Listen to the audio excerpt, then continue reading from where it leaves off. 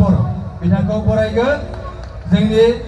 खुंफुं आफादनि आफादगिरि बिथां किशोर कुमार बर'आ आं बिथांखौ गांसे आर'नाइजों बरायनो थाखाय खावलायबाय इलिसा बर' आखाइखौ हमलायजोब्बाय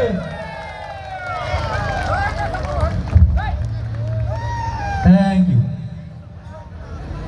खुलुमबाय सालबारि बयबो मोजाङै दंना रायजोफोर गिबियावनो दिनैनि बे समाव नुजाथिफैनो हानाय गासैबो सालबारिनि रायजो राजा नोंथांमोनखौ गोदान बोसोर रंजालि बैसागुनि गोजोन हामलायनायखौ बावहरनाय थाबाय